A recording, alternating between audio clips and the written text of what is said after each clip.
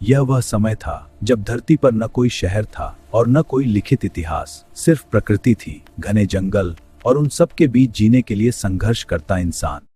इंसान तब गुफाओं में रहता था और पत्थरों से बने हथियारों से जानवरों का शिकार करता था। हर दिन एक संघर्ष था, खाने के लिए शिकार और ठंड से बचने के लिए आग। आग की खोज ने इंसान की जिंदगी बदल दी।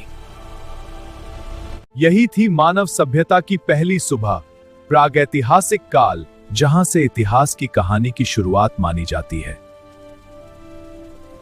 12 लाख से 12,000 साल पत्थर के युग में इंसान के पास न धातु थी न खेती। उसका सबसे बड़ा सहारा था सिर्फ पत्थर के औजार। सबसे पहला काल था पुरापाषाण काल, जब इंसान खानाबदोश था और शिकार पर ही निर्भर रहता था, और इसी समय आग की खोज की जाती है। मध्य पाषाण युग का समय, जब मनुष्य ने छोटे और हल्के पत्थर के औजार बनाना सीखा। नदियों के किनारे बसे छोटे समूह, जहां लोग साथ रहकर भोजन जुटाते। और फिर नवपाषाण काल आया, तब आदिमानव ने खेती करना शुरू की और जानवरों को पालना सीख गया।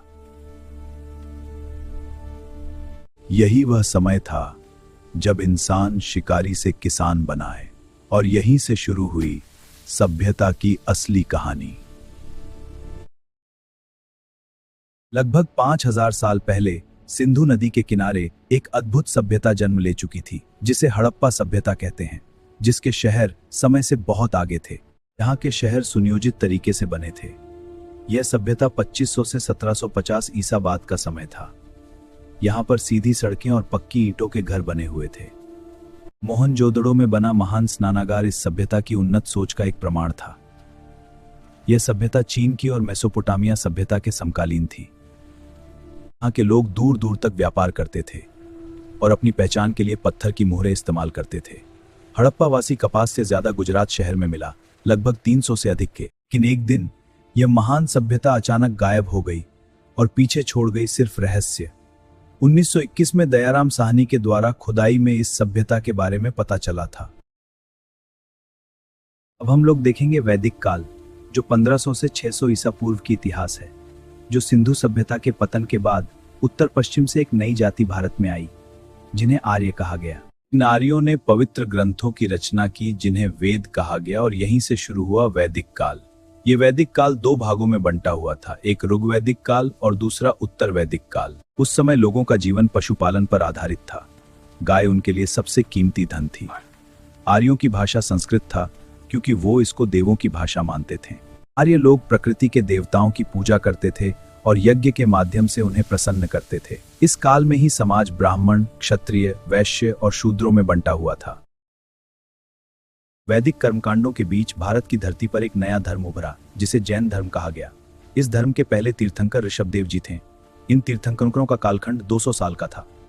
जैन धर्म में 24 महान तीर्थंकर हुए थे, जिन्होंने लोगों को सत्य और अहिंसा का मार्ग दिखाया। 23वें तीर्थंकर पार्श्वनाथ और 24वें महावीर स्वामी जी थे। इनमें से अंतिम और सबसे प्रसिद्ध भगवान महावीर स्वामी थे, जिनका जन्म 540 ईस्वी को क्षत्रिय गोत्र में वैशाली के पास कुंडग्राम में हुआ था। राजसी जीवन छोड़कर महावीर ने सत्य की खोज में संन्यास का मार्ग चुना। 12 वर्षों तक महावीर ने कठोर तपस्या की और अंत में उन्हें केवल ज्ञान प्राप्त हुआ। ज्ञान प्राप्ति के बाद महावीर ने अपना पहला राजगिरी और अंतिम उपदेश पावापुरी में दिया, और इसके साथ त्रिरत्न मार्ग बताया, जो सम्यक ज्ञान, सम्यक विश्वास, सम्यक आचरण है। चलिए अब देखते हैं बौद्ध धर्म, जो 563 ईसा पूर्व में लुम्बिनी के एक राजमहल में एक बालक का जन्म हुआ, जिसका बचपन का नाम था सिद्धार्थ। राजकुमार सिद्धार्थ सुख सुविधाओं के बीच पले बढ़े, जहां दुख और कष्ट उनसे दूर रखे गए। इनके पिताजी का नाम शुद्धोधन और माताजी का नाम महामाया थी। एक दिन उन्होंने देखा एक बूढ़ा आदमी, एक बीमार व्यक्ति और एक मृत शरीर। इन दृश्यों ने उनका जीवन बदल दिया, और एक रात उन्होंने राजमहल छोड़ वर्षों की तपस्या के बाद बोधगया में एक पेड़ के नीचे सिद्धार्थ को ज्ञान की प्राप्ति हुई, और वो बुद्ध कहलाए। उन्होंने 4 सत्य मार्ग और अष्टांग मार्ग बताया। वैदिक धर्म के बाद अब महाजनपद काल को देखेंगे, जो 6ठी शताब्दी ईसा पूर्व में भारत में छोटे छोटे जनपद बढ़कर महाजनपद बने। कुल 16 महाजनपद इन 16 महाजनपदों में मगध, कोशल, वत्स और अवंती सबसे शक्तिशाली राज्य माने जाते थे। बौद्ध ग्रंथ के अंगुत्तर निकाय और जैन धर्म के भगवती सूत्र में 16 महाजनपद की चर्चा की गई है। इस महाजनपदों में 2 प्रकार की शासन व्यवस्था थी, राजतंत्र और गणतंत्र। अब बात करेंगे मगध महाजनपद, जिस पर 7 राजवंशों ने शासन किया है। सबसे पहले आता है हर्यक वंश के, जो 6ठी शताब्दी ईसा पूर्व में सबसे प्रसिद्ध शासक बिंबिसार बना। उसने केवल 15 वर्ष की आयु में मगध की गद्दी संभाली और मगध को एक शक्तिशाली राज्य बनाने की शुरुआत की। बिंबिसार ने अपनी शक्ति बढ़ाने के लिए कई राजनैतिक विवाह किए। उसने कौशल की राजकुमारी से विवाह किया, जिसके बदले उसे काशी का क्षेत्र दहेज में मिला। भगवान बुद्ध का समकालीन था और वह उनका अनुयायी भी बना। उसने बुद्ध को राजगृह के पास वेलुवन नाम का उद्यान दान में दिया। बिंबिसार का अंत दुखद रहा। उसके पुत्र अजातशत्रु ने ही उसे कैद कर लिया और वहीं उसकी 412 ईसा पूर्व मृत्यु हो गई।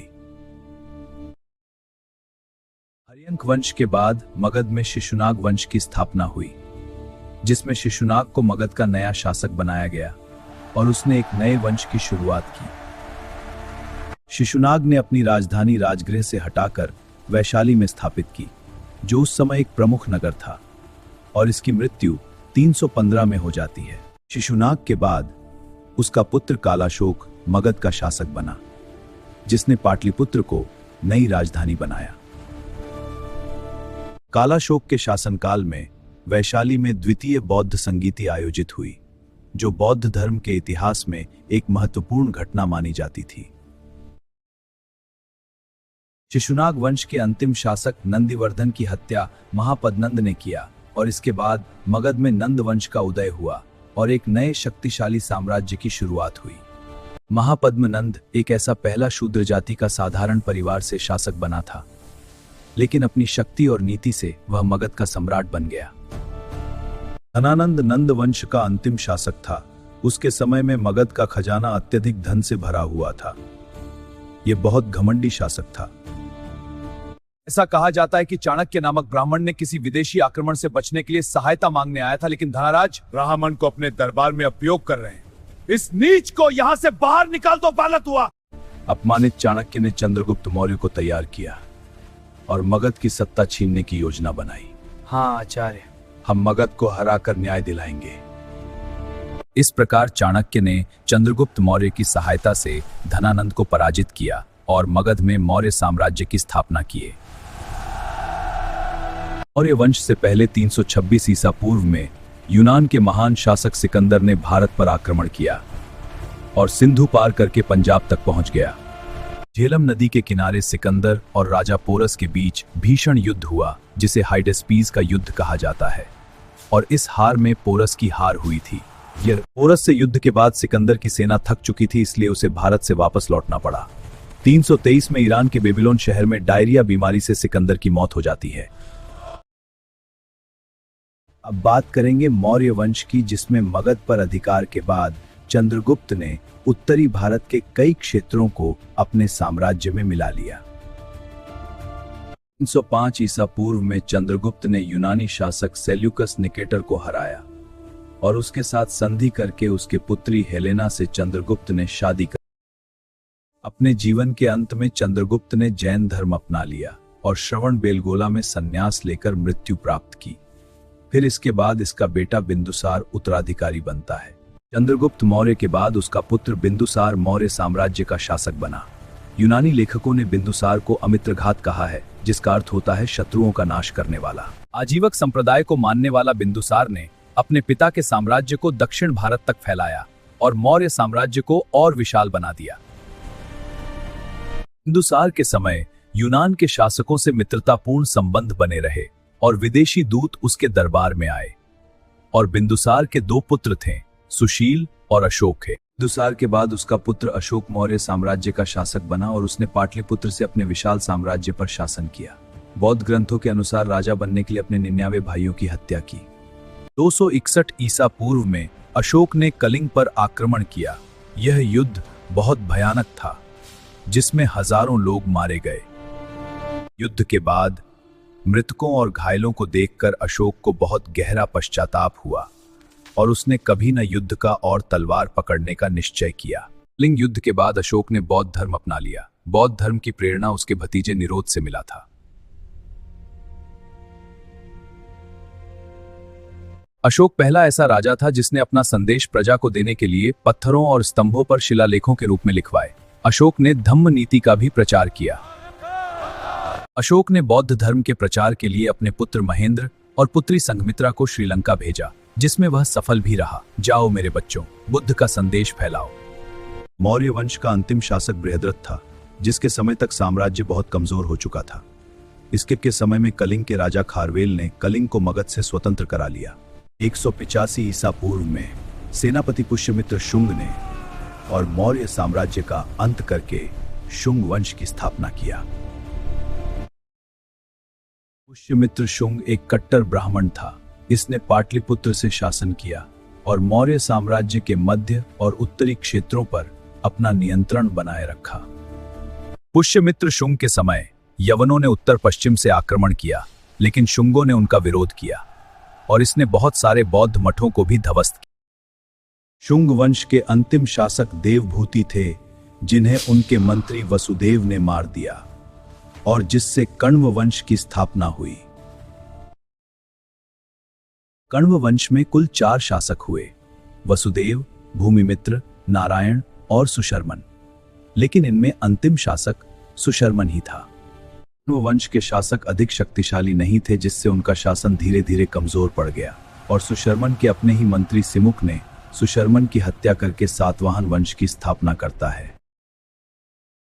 कण्व वंश के पतन के बाद दक्षिण भारत में सातवाहन वंश का उदय हुआ। सातवाहन शासकों की राजधानी प्रतिष्ठान थी और उनका साम्राज्य दक्षिण और मध्य भारत तक फैला था। सातवाहन वंश का सबसे प्रसिद्ध शासक गौतमी पुत्र सातकर्णी था, जिसने शकों को हराकर साम्राज्य की शक्ति बढ़ाई। सातवाहन काल में व्यापार और समुद्री मार्ग बहुत विकसित हुए और रोम के साथ व्यापार किया जाता था। इसके समय में शीशे के सिक्कों का प्रयोग होता था। सातवाहन शासकों ने बौद्ध धर्म और ब्राह्मण धर्म दोनों को संरक्षण दिया और कई स्तूप तथा गुफाएं भी बनवाईं। इस वंश का अंतिम शासक यज्ञश्री शतकर्णी था, जो इसके समय में सातवाहन साम्राज्य कमजोर हुआ और 3री शताब्दी ईस्वी तक सामंतों को भूदान देने से यह वंश पूरी तरह समाप्त हो गया। मौर्य साम्राज्य के पतन के बाद 4 विदेशी आक्रमण हुए। उनमें से पहला उत्तर पश्चिम भारत पर यूनानी शासकों ने आक्रमण किया, जिन्हें इतिहास में इंडो ग्रीक कहा जाता है। भारत पर पहला इंडो ग्रीक आक्रमण डेमेट्रियस ने किया, जिसने उत्तर पश्चिम क्षेत्र पर अपना नियंत्रण स्थापित किया, लेकिन वो पुष्यमित्र शुंग से हार गया। इंडो ग्रीक शासकों में सबसे प्रसिद्ध मेनांडर था, जिसे भारतीय ग्रंथों में मिलिंद कहा गया है। मेनांडर भी पुष्यमित्र शुंग से हार गया था। मैं बौद्ध धर्म सीखना चाहता हूं। पहला विदेशी मेनांडर ने बौद्ध भिक्षु नागसेन से बौद्ध धर्म की शिक्षा ली, जिसका वर्णन मिलिंद पन्नो ग्रंथ में समझता हूं। मध्य एशिया से आकर भारत में बसे थे, इसलिए इन्हें हिंद यूनानी कहा जाता है। समय के साथ इंडो ग्रीक शासन कमजोर हुआ और उत्तर पश्चिम भारत में शकों का उदय होने लगा। भारत में शकों ने पश्चिमी क्षत्रपों के रूप में शासन किया, जो पश्चिमी भारत के शासक माने जाते थे। इन वंशों का खत्मा गुप्त काल के चंद्रगुप्त द्वितीय ने कर दिया। शकों का सबसे प्रसिद्ध शासक रुद्रदामन प्रथम था, जिसने जूनागढ़ में संस्कृत भाषा का प्रसिद्ध शिलालेख बनवाया, जो जनता के लिए बहुत उपयोगी परियोजना थी। शकों का संघर्ष सातवाहन शासकों से हुआ। के बाद में गौतमीपुत्र सातकर्णी ने शकों का किया। इस वंश में ही शक संवत कैलेंडर का निर्माण हुआ था। समय के साथ शकों की शक्ति घटती गई और उनका शासन धीरे धीरे समाप्त हो गया। शकों के बाद भारत के उत्तर पश्चिम क्षेत्र में पार्थियन शासकों का उदय हुआ, जो ईरान के पार्थिया क्षेत्र से आए थे। इन्होंने अपना राजधानी पुरुषपूर्व यानी पेशावर को बनाया। पार्थियनों का सबसे प्रसिद्ध शासक गोंडोफर्नीस था, जिसने उत्तर पश्चिम भारत में अपना शासन स्थापित किया। इसका अभिलेख पाकिस्तान के तख्ते ए बड़ी मिला है, जो खरोष्ठी लिपि में है। कहा जाता है कि गोंडोफर्नीस के समय ईसा मसीह के शिष्य सेंट थॉमस भारत आए थे। सेंट थॉमस, आपका स्वागत है। धन्यवाद महाराज। क्या संदेश लाए हो? प्रभु का संदेश। पार्थियन पूरे भारत पर नियंत्रण नहीं कर सके, इसलिए समय के साथ पार्थियनों की शक्ति घटने लगी और उत्तर पश्चिम भारत में कुषाण वंश का उदय हुआ। कुषाण वंश की स्थापना युएजी जनजाति ने की, जो मध्य एशिया से भारत के उत्तर पश्चिम क्षेत्र में आई और यहां अपना शासन स्थापित किया। कुषाण वंश का पहला प्रमुख शासक कुजुल कडफिसेस था, जिसने अलग अलग कबीलों को एकजुट करके कुषाण सत्ता की नींव रखी और इसने ही तांबे की सिक्का चलवाया था। कुजुल कडफिसेस के बाद विम कडफिसेस शासक बना, जिसने साम्राज्य का विस्तार किया और सोने के सिक्के चलाए। कुषाण वंश का सबसे महान शासक कनिष्क का 18वीं राज्यारोहण हुआ और कनिष्क ने बौद्ध धर्म को संरक्षण दिया और कश्मीर के कुंडलवन में चौथी बौद्ध संगीति का आयोजन कराया। कुषाण काल में गांधार कला शैली का विकास हुआ, जिसमें बुद्ध की मानव रूप में मूर्तियां बनाई गईं। इसके समय में ही बौद्ध धर्म हीनयान और महायान में बंट गया था। कनिष्क का साम्राज्य मध्य एशिया से गंगा घाटी तक फैला था, जिससे व्यापार और संस्कृति का खूब विकास हुआ। इसके समय में केवल तांबे और सोने के सिक्के चलते थे। अब देखेंगे कुषाण वंश के समय दो गुप्त सामंत थे, जिनमें से श्रीगुप्त था, जिससे 3री शताब्दी ईस्वी में गुप्त वंश का उदय हुआ, जिसने एक नए साम्राज्य की नींव रखी। गुप्त वंश के वास्तविक संस्थापक चंद्रगुप्त प्रथम को माना जाता है, जिसने गुप्त साम्राज्य को शक्तिशाली बनाया और लिच्छवी राजकुमारी से विवाह कर अपने राज्य का विस्तार किया। चंद्रगुप्त के पुत्र समुद्रगुप्त ने गुप्त वंश का सबसे महान विजेता था। उसने अनेक राज्यों को जीतकर एक विशाल साम्राज्य बनाया, जिसका वर्णन इलाहाबाद स्तंभ लेख में मिलता है। समुद्रगुप्त के 2 पुत्र थे, रामगुप्त और चंद्रगुप्त द्वितीय, लेकिन रामगुप्त एक अयोग्य और डरपोक शासक साबित हुआ, जिससे विक्रमादित्य ने अपने भाई की हत्या करके गद्दी पर बैठता है। जिसे विक्रमादित्य कहा गया, गुप्त वंश का महान शासक था। गुप्त काल को भारत का स्वर्ण युग कहा जाता है, क्योंकि इस समय कला, साहित्य, विज्ञान और शिक्षा का विकास हुआ। इस काल में कालिदास जैसे महान कवि और आर्यभट्ट जैसे वैज्ञानिक हुए, जिन्होंने ज्ञान की नई ऊंचाइयां को छुई। इस वंश में कुमारगुप्त प्रथम के बाद स्कंदगुप्त के समय के साथ गुप्त साम्राज्य धीरे धीरे कमजोर हुआ, क्योंकि हूनों के आक्रमण के कारण 5वीं शताब्दी तक यह साम्राज्य टूट गया। 5वीं शताब्दी ईस्वी में मध्य एशिया से हून आक्रमणकारी भारत की ओर बढ़े और गुप्त साम्राज्य की सीमाओं पर हमला किया, लेकिन अभी भी गुप्त वंश का 550 ईस्वी तक शासन रहा। उन शासकों में तोरमाण प्रमुख था, जिसने उत्तर भारत के कई हिस्सों पर अपना शासन स्थापित किया। इन हुंडों को मलेच्छ भी कहा जाता है। तोरमाण के बाद उसका पुत्र मिहिरकुल शासक बना, जो अपनी क्रूरता के लिए इतिहास में कुख्यात माना जाता है। अंततः भारतीय शासकों ने मिहिरकुल को पराजित किया और भारत से हूनों का शासन समाप्त हो गया और गुप्त वंश के सामंत पुष्यभूति ने वर्धन वंश का नींव रखा है।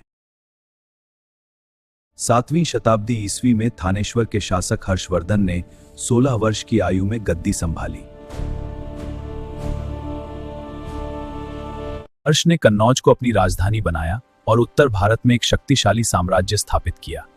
यह खुद एक साहित्यकार था, जिसका किताब रत्नावली नागानंद प्रियदर्शी था। हर्ष ने दक्षिण भारत पर आक्रमण किया, लेकिन चालुक्य शासक पुलकेशिन द्वितीय ने गोदावरी नदी के पास उसे पराजित कर दिया। फिर इसके बाद चीनी यात्री ह्वेनसांग हर्ष के दरबार में आया और उसने अपने ग्रंथों में हर्ष के शासन का वर्णन किया है। हर्ष बौद्ध धर्म का समर्थक था और उसने कन्नौज में महान धार्मिक सभा का आयोजन कराया। यह धर्म सभा बौद्ध धर्म के प्रसार के लिए है। यह आशीर्वाद स्वीकार करो।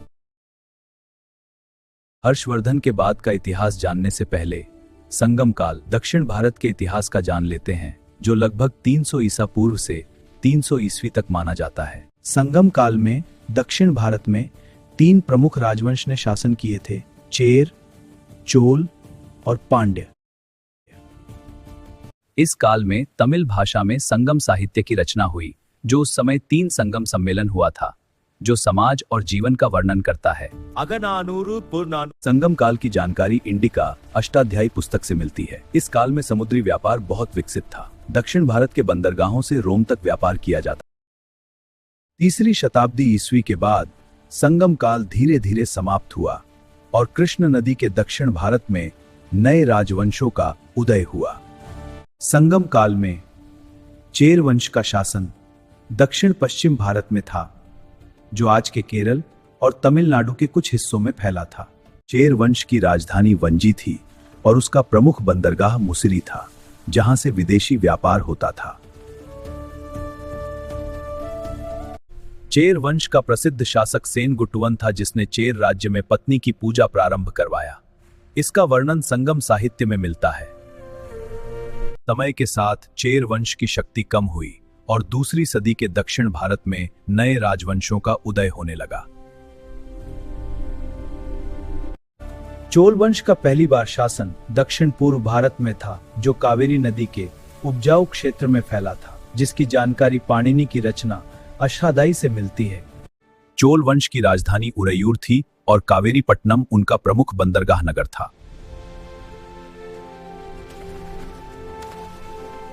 चोल वंश का सबसे प्रसिद्ध शासक करिकाल चोल था, जिसने कई युद्धों में विजय प्राप्त किया।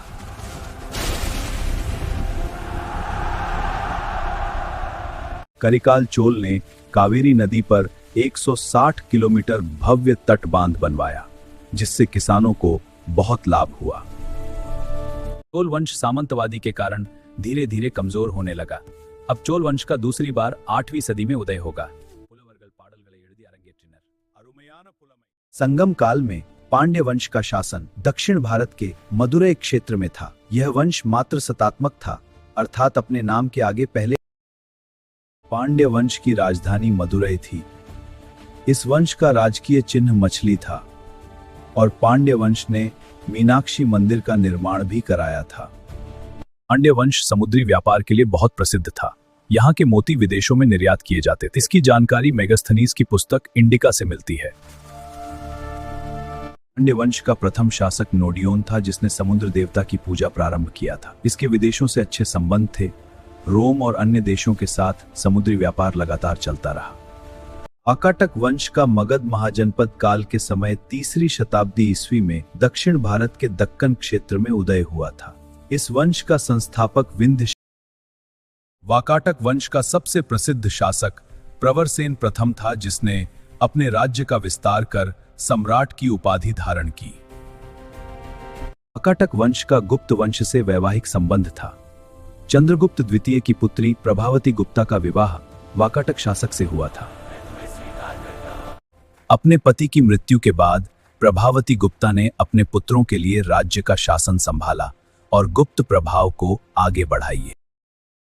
वाकाटक काल में अजंता की प्रसिद्ध गुफाओं का निर्माण हुआ, जो बौद्ध कला के लिए एक महत्वपूर्ण उदाहरण है। 5वीं शताब्दी के बाद वाकाटक वंश की शक्ति घटी और धीरे धीरे यह वंश इतिहास से समाप्त हो गया।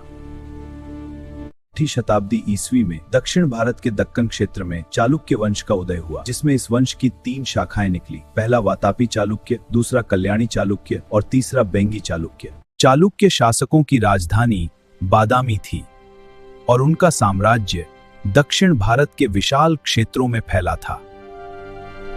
चालुक्य वंश का सबसे महान शासक पुलकेशिन द्वितीय था, जिसने उत्तर के सम्राट हर्षवर्धन को पराजित किया था। चीनी यात्री वेनसांग ने पुलकेशिन द्वितीय के शासन का वर्णन अपने ग्रंथों में किया है। चालुक्य काल में मंदिर स्थापत्य का अद्भुत विकास हुआ, जो ऐहोल और पट्टड़कल के मंदिर हैं। समय के साथ बेंगी का चालुक्य साम्राज्य कमजोर हुआ और बाद में राष्ट्रकूट वंश ने उनकी सत्ता छीन ली। 3री शताब्दी ईस्वी के बाद दक्षिण भारत के तमिल क्षेत्र में पल्लव वंश का उदय हुआ, जिसकी राजधानी कांची थी और इसके संस्थापक सिंह विष्णु था। पल्लव वंश के प्रमुख शासकों में महेंद्र वर्मन था, जो संगीत प्रेमी और कला का संरक्षक था। सिंह वर्मन प्रथम पल्लव वंश का शासक था, जिसने चालुक्य शासक पुलकेशिन द्वितीय को हराकर वातापी पर अधिकार जमाया और वातापी कोंड की उपाधि धारण किया। नरसिंह वर्मन प्रथम के समय मामल्लपुरम के प्रसिद्ध शैल मंदिर बनाए गए, जो पल्लव स्थापत्य के महान उदाहरण हैं। पल्लव काल में द्रविड़ मंदिर स्थापत्य का विकास हुआ, जिसने दक्षिण भारत की कला को नई दिशा दी। 9वीं शताब्दी ईस्वी में विजयालय ने चोल वंश को पुनः स्थापित किया और तंजावुर को जीतकर अपनी राजधानी बनाया। विद्यालय के बाद आदित्य प्रथम शासक बनता है, जिसने पल्लवों को हराकर चोल साम्राज्य का विस्तार किया।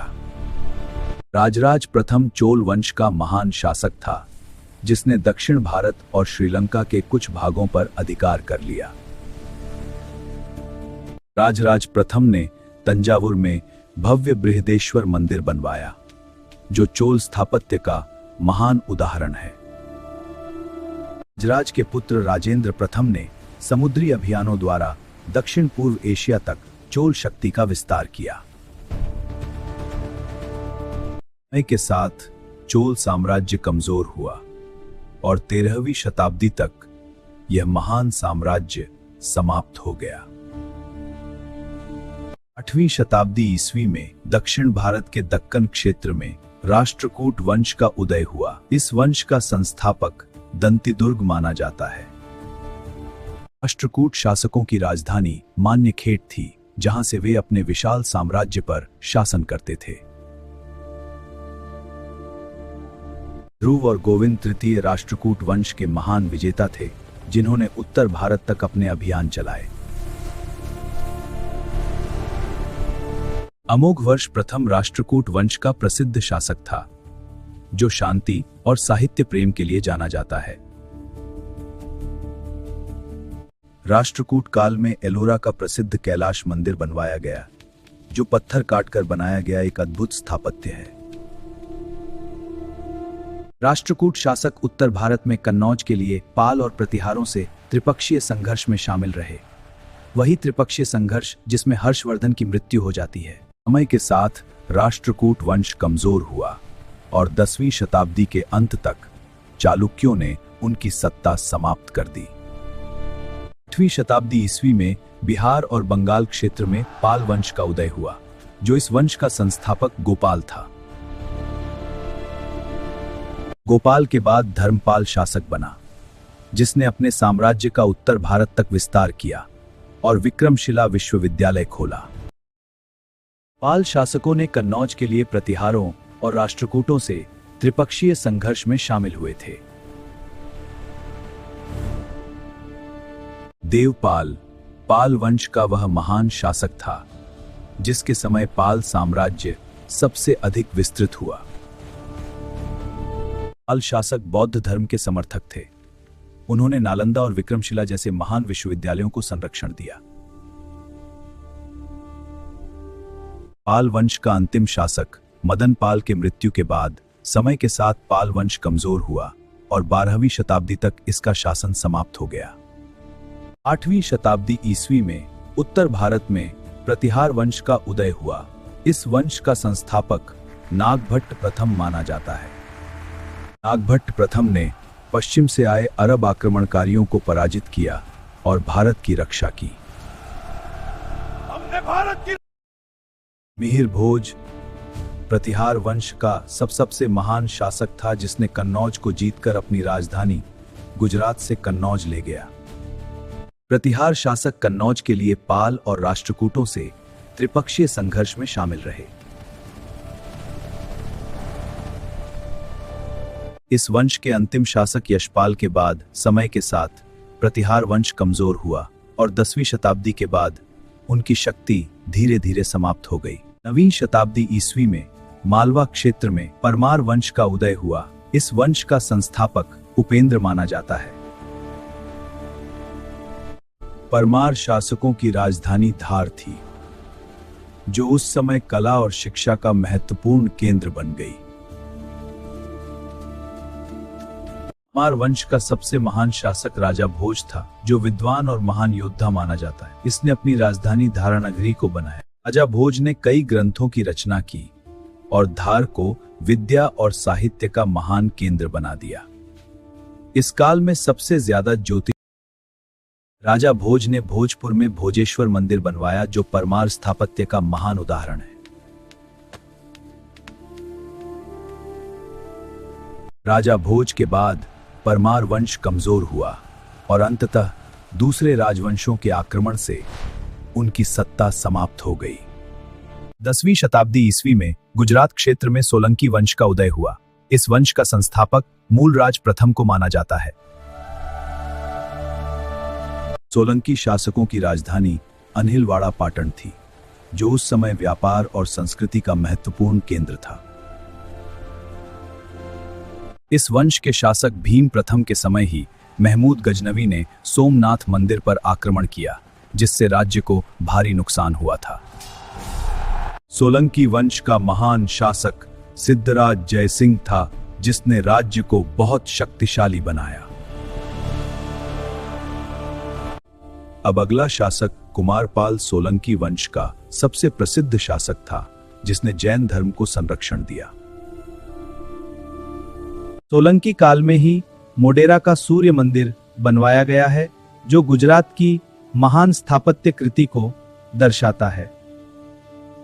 इस काल के अंतिम शासक भीम द्वितीय के समय में ही मुस्लिम आक्रमणकारी मोहम्मद गौरी से युद्ध हुआ था, और इस प्रकार सोलंकी वंश धीरे धीरे कमजोर होकर इसका पतन हो गया। 7वीं शताब्दी ईस्वी में राजस्थान क्षेत्र में चौहान वंश का उदय हुआ। इस वंश के संस्थापक वासुदेव थे, और इस वंश का प्रारंभिक केंद्र अजमेर और सांभर था। चौहान शासकों की राजधानी अजमेर थी।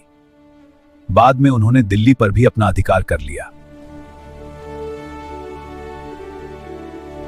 पृथ्वीराज चौहान इस वंश का सबसे प्रसिद्ध शासक थे, जो अपनी वीरता के लिए इतिहास में प्रसिद्ध हैं।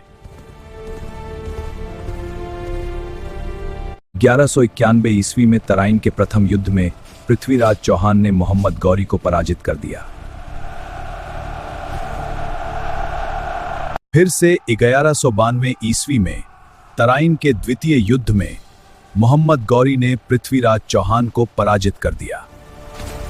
इस प्रकार ये तराइन के युद्ध के बाद दिल्ली और अजमेर पर मुस्लिम सत्ता स्थापित शुरू हुई और चौहान वंश का अंत हो गया।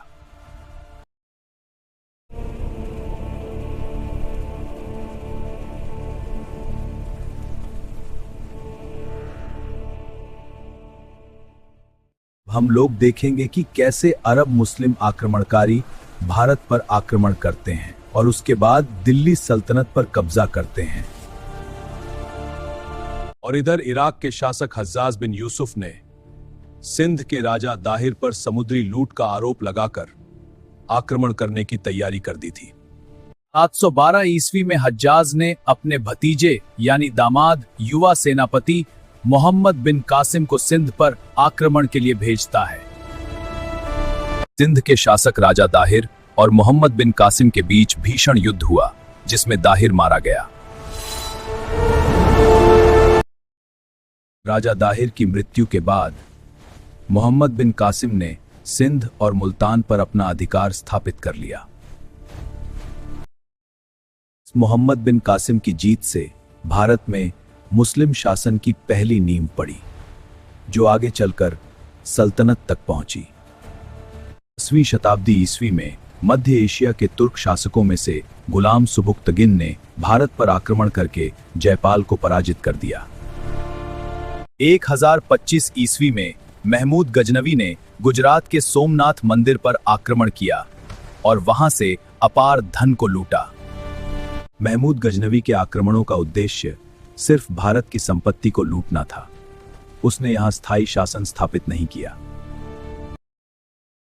अब तुर्कों ने दूसरी बार फिर से 12वीं शताब्दी में मोहम्मद गौरी ने भारत पर आक्रमण किया और यहां स्थायी शासन स्थापित करने का प्रयास किया। उस समय दिल्ली और अजमेर पर पृथ्वीराज चौहान का शासन था, जो उत्तर भारत का शक्तिशाली राजपूत शासक था। गौरी ने पंजाब और सिंध क्षेत्र पर अपना नियंत्रण बढ़ाना शुरू किया, जिससे पृथ्वीराज के राज्य से सीधा टकराव हो गया। लेकिन इससे पहले कन्नौज के राजा जयचंद की पुत्री संयोगिता ने दिल्ली के राजा पृथ्वीराज चौहान से मन ही मन प्रेम करती थी। और इधर गौरी ने भटिंडा पर कब्जा करने के बाद पृथ्वीराज चौहान से सामना करने के लिए तराइन के मैदान में 1191 में युद्ध होता है, जिसमें पृथ्वीराज की जीत होती है। और इधर संयोगिता के पिता कन्नौज के राजा जयचंद पृथ्वीराज से पुरानी दुश्मनी रखता था और उसे अपना शत्रु मानता था। जयचंद ने पृथ्वीराज का अपमान करने के लिए दरवाजे पर उसकी ही मूर्ति को द्वारपाल की तरह खड़ा कर दिया। स्वयंवर के दिन संयोगिता ने उसी मूर्ति को ही वरमाला पहनाई और तभी पृथ्वीराज घोड़े पर आकर संयोगिता को लेकर चला जाता है। इस घटना से जयचंद बहुत क्रोधित हुआ और उसने मोहम्मद गौरी से जा मिलकर पृथ्वीराज के खिलाफ गौरी का साथ दिया। प्रकार 1192 ईस्वी में तराइन के द्वितीय युद्ध में पृथ्वीराज और जयचंद के सहयोग से गौरी के बीच युद्ध हुआ, जिसमें पृथ्वीराज की हार हो जाती है। फिर 1193 ईस्वी में गौरी के सेनापति बख्तियार खिलजी ने बिहार पर आक्रमण किया और नालंदा तक पहुंच गया, और बख्तियार खिलजी ने नालंदा विश्वविद्यालय को आग लगवा दी और जिसमें हजारों पांडुलिपियां महीनों तक जलकर नष्ट हो गईं।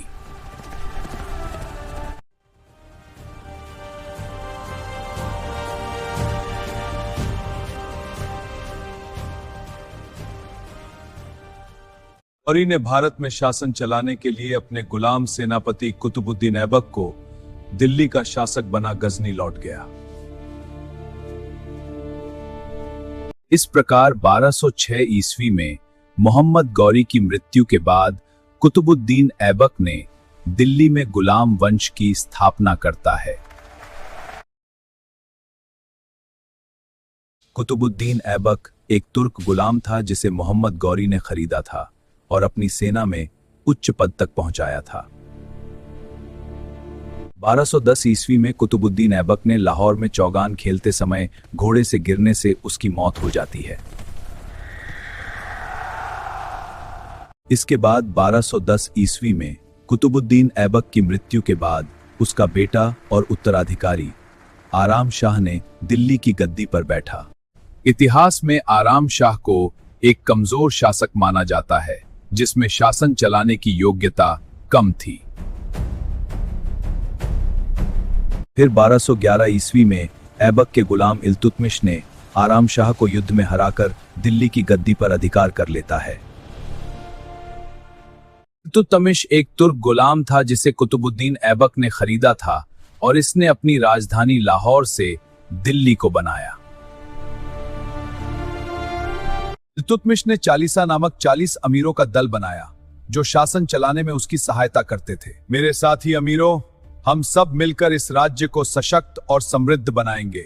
इल्तुतमिश ने टंका नाम की चांदी की मुद्रा और जीटल नाम का तांबे का सिक्का जारी किया और दिल्ली में पहली बार टकसाल लगवाया था। 1215 में इल्तुतमिश और यमीन दौला के बीच तराइन का युद्ध हुआ। इसने पंजाब, बंगाल और बिहार तक अपने साम्राज्य का विस्तार किया और विद्रोहों को कठोरता से दबा दिया। इल्तुतमिश ने अपने जीवन काल में ही अपनी पुत्री रजिया सुल्तान को उत्तराधिकारी घोषित किया, लेकिन इसके मरने के बाद इसका बेटा रुकनुद्दीन फिरोज शाह बना और 1236 ईस्वी में इल्तुतमिश की मृत्यु के बाद उसका पुत्र रुकनुद्दीन फिरोज शाह दिल्ली का सुल्तान बना। रुकनुद्दीन फिरोज शाह एक ऐशो आराम का जीवन जीने वाला शासक था जो शासन की बजाय भोग विलास में अधिक समय बिताता था।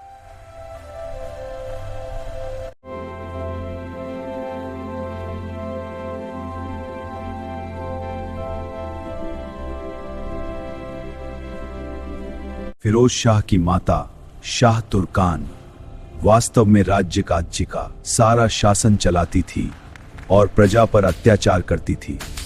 अत्याचारों से मौलानाओं और जनता दोनों असंतुष्ट हो गए और उसके खिलाफ विद्रोह शुरू कर दिए। 1236 ईस्वी में रुकनुद्दीन फिरोज शाह को गद्दी से हटा दिया गया और उसकी बहन रजिया सुल्तान प्रथम महिला शासक बनी। रजिया सुल्तान दिल्ली सल्तनत की पहली और एकमात्र महिला सुल्तान थी जो स्वयं शासन चलाती थी। रजिया सुल्तान ने पर्दा प्रथा का विरोध किया और पुरुषों की तरह पोशाक पहनकर दरबार में बैठकर शासन चलाती थी। तुर्क अमीरों को एक महिला का शासन स्वीकार नहीं था। इस कारण वे रजिया सुल्तान के खिलाफ हो गए। रजिया ने अबिसिनियाई अधिकारी याकूत को ऊंचा पद दिया जिससे तुर्क अमीरों में विद्रोह भड़क उठा। ये क्या है? अबिसिनियाई को इतना ऊंचा पद में बर्दाश्त नहीं करेंगे, विद्रोह होगा। इस प्रकार विद्रोह के दौरान रजिया सुल्तान पराजित हुई और अंततः कैथल के डाकुओं द्वारा उसकी हत्या कर दी गई। और 1240 ईस्वी में रजिया सुल्तान की मृत्यु के बाद इल्तुतमिश का पुत्र बहराम शाह दिल्ली का सुल्तान बनता है। बहराम शाह एक कमजोर शासक था जो अमीरों के नियंत्रण में रहा और स्वतंत्र रूप से कभी शासन नहीं कर सका। लगातार षड्यंत्रों और विद्रोहों के कारण 1242 ईस्वी में बहराम शाह की हत्या करके गद्दी से हटा दिया गया और दिल्ली का अगला शासक इल्तुतमिश। इस प्रकार 1242 ईस्वी में बहराम शाह को हटाने के बाद इल्तुतमिश के पोता अलाउद्दीन मसूद शाह दिल्ली का सुल्तान बनता है। अलाउद्दीन मसूद शाह भोग विलास जीवन में अधिक रुचि रखता था, इसलिए इसका शासन और अधिक कमजोर हो गया।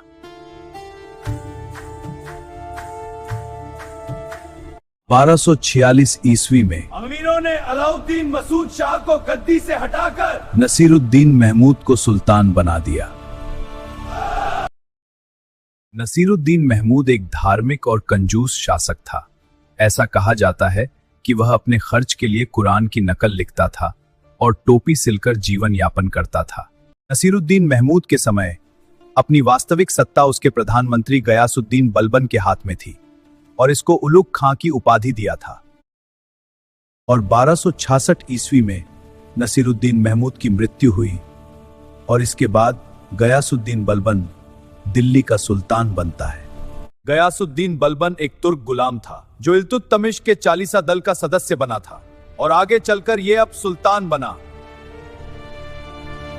बलबन ने अपने विरोधियों के प्रति लौह व रक्त वाली नीति अपनाया, अर्थात दरबार में कठोर अनुशासन लागू किया। बलबन ने सबसे पहले चालीसा दल की शक्ति समाप्त कर दी ताकि सुल्तान की सत्ता पूर्ण रूप से मजबूत हो सके। बलबन ने दरबार में सिजदा और पैबोस जैसी प्रथाएं शुरू की, जिससे सुल्तान के प्रति और सम्मान बढ़े। इसके समय प्रसिद्ध कवि अमीर खुसरो दिल्ली दरबार से जुड़े थे, जो आगे चलकर सल्तनत के महान तुतीय हिंद जैसे नाम। अब 1288 ईस्वी में गयासुद्दीन बलबन की मृत्यु हुई और उसके बाद उसका पुत्र कैकुबाद गद्दी पर बैठता है, लेकिन गुलाम वंश धीरे धीरे कमजोर हो गया। इन 1290 ईस्वी में जलालुद्दीन खिलजी ने कैकुबाद को हटाकर खिलजी वंश की स्थापना कर देता है और गुलाम वंश का अंत।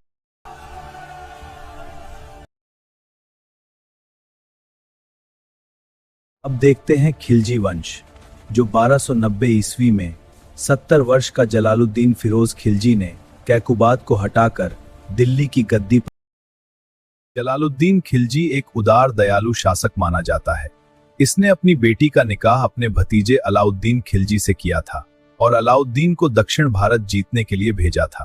लेकिन 1296 ईस्वी में जलालुद्दीन के भतीजे अलाउद्दीन खिलजी ने धोखे से उसकी हत्या कर सुल्तान की गद्दी पर कब्जा कर लिया।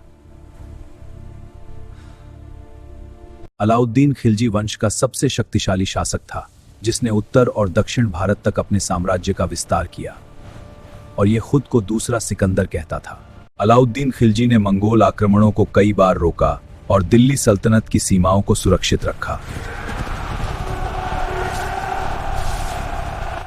और इसने कीमतों को नियंत्रित करने के लिए कठोर बाजार नियंत्रण नीति लागू किया था, जिससे इसके सेना को सस्ता सामान मिलने लगा। और उधर 13वीं शताब्दी में राजस्थान का चित्तौड़गढ़ किला राजपूत शक्ति और सम्मान का प्रतीक था, जहां राणा रतन सिंह। कहा जाता है कि चित्तौड़ की रानी पद्मावती अत्यंत सुंदर और बुद्धिमान थी, जिसकी ख्याति अलाउद्दीन खिलजी तक पहुंच गई थी। रानी पद्मावती की कथा सुनकर अलाउद्दीन खिलजी ने चित्तौड़ पर आक्रमण करने का निर्णय लिया और किले को घेर लिया। किले के पतन से पहले रानी पद्मावती और अन्य राजपूत महिलाओं ने अपनी सम्मान बचाने के लिए जौहर करने का निर्णय लिया।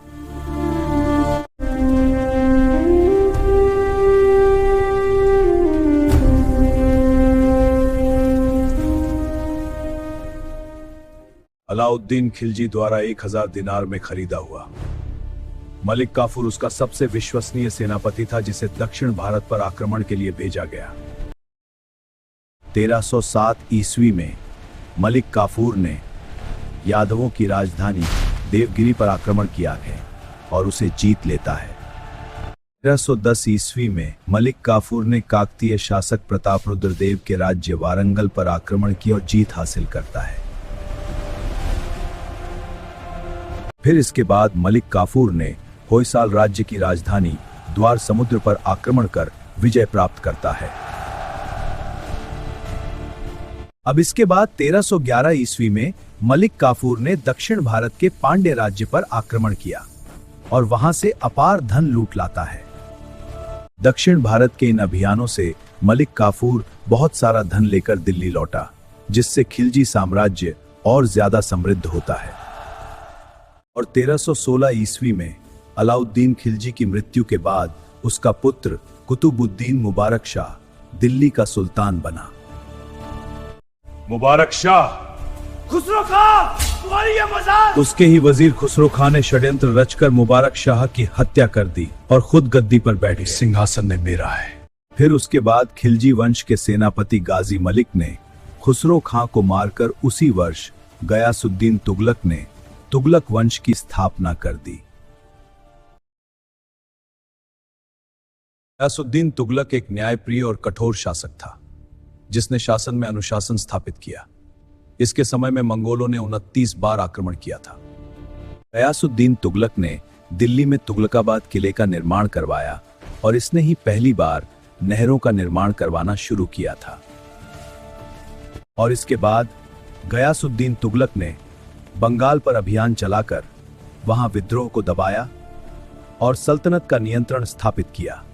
और 1325 ईस्वी में बंगाल से लौटते समय लकड़ी के मंडप के गिरने से गयासुद्दीन तुगलक की रहस्यमयी मृत्यु हो जाती है। अब 1325 ईस्वी में गयासुद्दीन तुगलक की मृत्यु के बाद उसका पुत्र मोहम्मद बिन तुगलक दिल्ली का सुल्तान बनता है, जिसका वास्तविक नाम। और मोहम्मद बिन तुगलक ने दिल्ली से दौलताबाद राजधानी बदलने का निर्णय लिया, जिससे जनता को बहुत कष्ट हुआ। ने तांबे की टोकन मुद्रा जारी करता है, लेकिन लोग नकली सिक्के बनाने लगते हैं। इसलिए इस शासक को मूर्ख और रक्त पिपासु जैसे नाम से जाना जाता है। इसने दोआब क्षेत्र में टैक्स बढ़ा दिया, लेकिन सूखे के कारण किसान लोग परेशान हो गए और चारों ओर इसके खिलाफ विद्रोह करने लगे। 1333 ईस्वी में मोरक्को का प्रसिद्ध यात्री इब्न बतूता भारत पहुंचा और मोहम्मद बिन तुगलक से मुलाकात की। बतूता ने भारत की यात्रा और दिल्ली सल्तनत का पूरा वर्णन अपनी किताब रिहला में लिखा है। मोहम्मद बिन तुगलक ने इब्न बतूता को 1342 ईस्वी को चीन में अपना दूत बनाकर भेजा और जिससे वह भारत से आगे की यात्रा पर निकल पड़ा। और इसी समय हरिहर और बुक्का ने 1336 ईस्वी में विजयनगर साम्राज्य की स्थापना कर दी थी। 1347 ईस्वी दक्षिण भारत में अलाउद्दीन बहमन शाह ने हम दिल्ली सल्तनत के खिलाफ विद्रोह कर बहमनी साम्राज्य की घोषणा करते हैं। बहमनी साम्राज्य की पहली राजधानी गुलबर्गा बनी, जो दक्षिण में एक प्रमुख सत्ता केंद्र बना। समय के साथ बहमनी साम्राज्य कमजोर हो गया और अंततः 5 छोटे राज्यों में टूट गया। अब 1351 ईस्वी में मोहम्मद बिन तुगलक की मृत्यु हुई और उसके बाद फिरोज शाह तुगलक सुल्तान बनता है। 1351 ईस्वी में मोहम्मद बिन तुगलक की मृत्यु के बाद उसका चचेरा भाई फिरोज शाह तुगलक दिल्ली का सुल्तान बनता है। फिरोज शाह तुगलक ने जनता के हित में कई अच्छा काम किया, जैसे नहरें का जाल, 1200 बगीचा और 300 शहर बसाया, जैसे फिरोजाबाद, फिरोजपुर, जौनपुर। फिरोज शाह ने टैक्स व्यवस्था में सुधार किया और किसानों पर कुछ टैक्स का भार कम किया। फिरोज शाह ने प्राचीन सम्राट अशोक के 2 स्तंभों को मेरठ और अंबाला से दिल्ली मंगवाकर स्थापित कराया। लेकिन जब इसके नगद वेतन के बदले सैनिकों को जमीन देने लगा, तब से सल्तनत की सैन्य शक्ति कमजोर हो गई और बाद में तुगलक वंश कमजोर पड़ गया। इसके बाद 1394 ईस्वी में तुगलक वंश की कमजोरी के बीच नासिरुद्दीन महमूद तुगलक दिल्ली की गद्दी पर बैठा और अंतिम तुगलक सुल्तान बना रहा। इसके शासन में सल्तनत बहुत कमजोर हो चुकी थी। प्रांतों में विद्रोह फैल गए और सुल्तान की शक्ति सिर्फ दिल्ली तक ही सीमित रह गई। फिर 1398 ईस्वी में मध्य एशिया के शासक तैमूर लंग ने भारत पर आक्रमण किया और दिल्ली को लूट लिया। फिर तैमूर और इसके सेनापति खिज़र खां ने मिलकर तुगलक वंश के नसीरुद्दीन को मारकर तुगलक वंश समाप्त कर देते हैं और इसके बाद सैयद वंश शुरू होता है। जब तैमूर के आक्रमण के बाद तुगलक वंश की शक्ति पूरी तरह समाप्त हो गई और दिल्ली में अराजकता फैल गई, तब तैमूर लंग ने खिज़र खां को मुल्तान और लाहौर का शासक नियुक्त किया, जो बाद में दिल्ली की सत्ता संभालता है। और 1414 ईस्वी में खिज़र खां ने दिल्ली पर कब्जा करके सैयद वंश की स्थापना कर देता है। इसने खुद को कभी सुल्तान नहीं घोषित किया था। तैमूर लंग ने खिज़र खां को रयत अला यानी जागीरदार की उपाधि दिया था, क्योंकि ये उसी के अधीन शासन चलाता था। 1421 ईस्वी में खिज़र खां की मृत्यु हुई और उसके बाद उसका पुत्र मुबारक शाह दिल्ली का सुल्तान बना। मुबारक शाह ने अपने शासनकाल में कई प्रांतीय विद्रोहों को दबा दिया और खुद को दिल्ली का सुल्तान घोषित कर देता है। मैं दिल्ली का सुल्तान हूं, विजय हमारी है। मुबारक शाह ने दिल्ली के पास मुबारकाबाद नामक नए शहर की स्थापना करता है।